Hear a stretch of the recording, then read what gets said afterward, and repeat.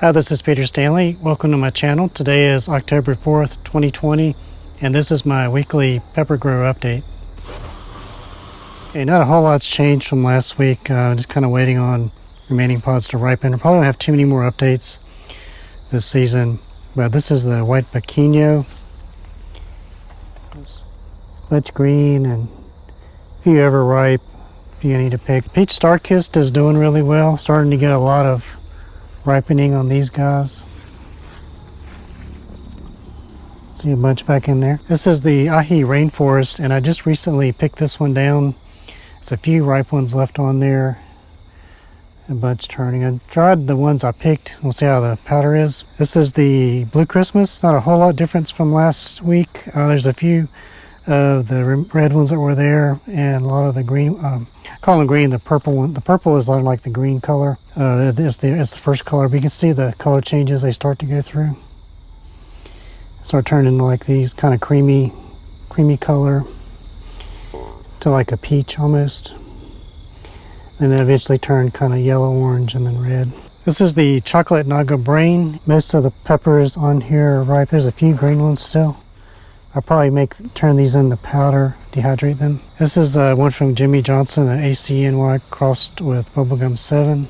And I've got a few ripe back in there. Most of the greens, a few more ripe in there. This is the solid gold boot, and this is one that's taken forever to ripen, but starting to get some color. This one's been going on 2 weeks now. Still not fully ripe, and there's some more back in there starting to change. This is the Primo Cross chocolate. The seeds were the nut chocolate, but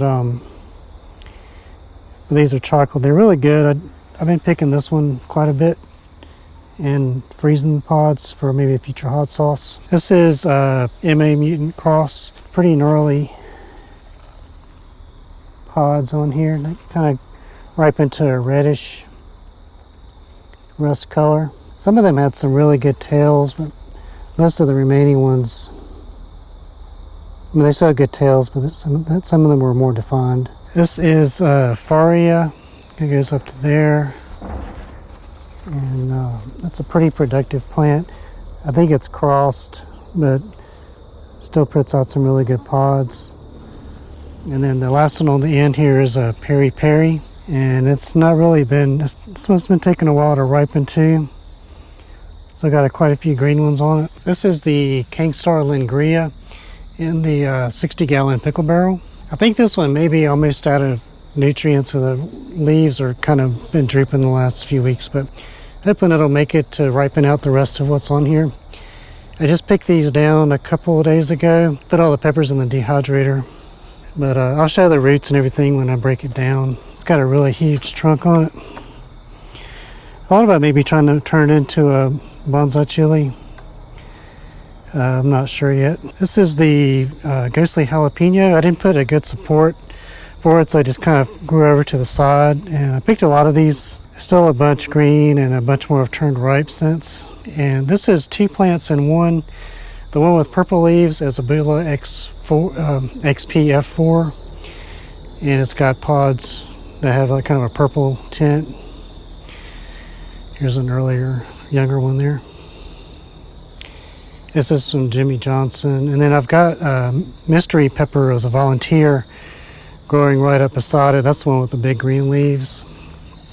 And it's produced a lot of these kind of elongated pods. I'm starting to get a little bit of color on this first.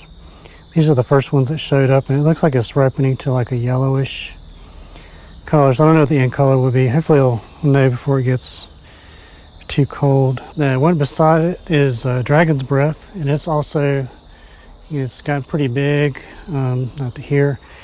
And this is also in a self-ordering container getting master blend. And I got a review coming on one of these soon. I just haven't posted yet. They pretty much look like Reapers, the pods do. And the three over here are getting mega crop, and they're just in 10-gallon grow bags. And I'm just kind of vertigating by hand with these, just kind of dumping a gallon in each one of these containers every couple of days. So this is Chocolate Ghost Jammy. You can see it's super productive. What some of the ripe ones look like. And then another part of it goes up here. These last two got seeds from Jimmy Johnson. This is the OLTS, which is the orange long-tailed scorpion.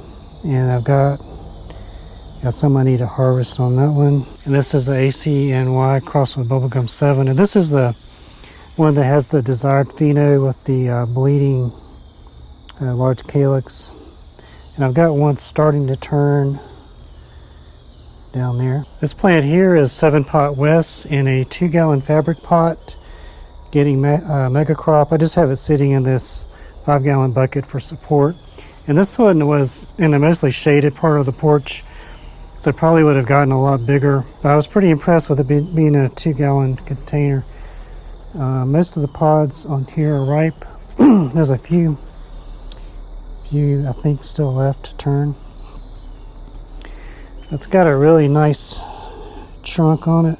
But yeah, like I said, it was mostly shaded, so it would have maybe performed better if it had got more light. Which I can also say for this 17-gallon tote that with the wicking containers, they are getting all their light blocked by the ones over here and the self-warning containers. See, the leaves are growing up kind of like a canopy that's blocking this light, so that kind of stunted the growth on these. But I still have quite a few on this big rusty Batman.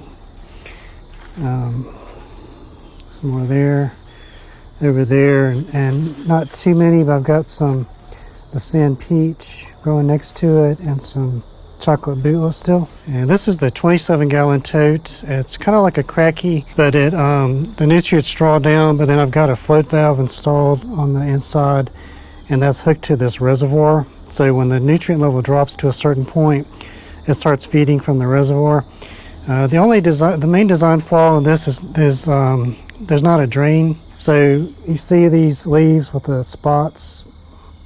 That's mostly from like a nutrient imbalance. So what happens is, as it draws down, there's some excess salts that it didn't use and ends up becoming imbalanced. So I think for next year, I'm going to install a drain valve. And basically what I would do maybe 2 to 3 times in a season is turn the reservoir valve off and then drain what's in here and flush it, stop that, and then turn the reservoir back on. And that'll probably mitigate the problem with some of the weird leaves. But otherwise, the plant grows really well. This is a Reaper Tally, and it's gotten pretty big. There's a lot of fruits on here. Gangsta yellow that's kind of grown out to the side and over this railing. And this had a lot more, but I just picked these down a couple of days ago. There's a few ripe ones on here. The last one I've got here is the Khang Starr Lemon Starburst. This is my 3-year-old plant in a self-warning container getting mega crop. And this is another one that I just picked down. I've got a few remaining pods, but you can see where it's setting for a whole nother round of peppers, all the new blooms and bud sites coming up. So if it wasn't getting cold, I'd get another wave of these, but it's not going to get cold before these turn in, produce. Yeah, it's done really well though. So that's about it. Earlier I found a hornworm on this plant. I may show the video here. I took a video of it. But that's the first and only one I've seen so far. But since I saw that one, it tells me there's probably more. So I need to start looking for hornworms. Usually they come through a lot earlier in the season, but so I haven't seen any except for that one. But I'll show you what it looks like. But anyway, so that's my grow update. Probably don't have too many more before it gets really cold, but I'll show what I can for the end of the season. Anyway, thank you very much for watching. Hope you liked that. Please like, comment, and subscribe.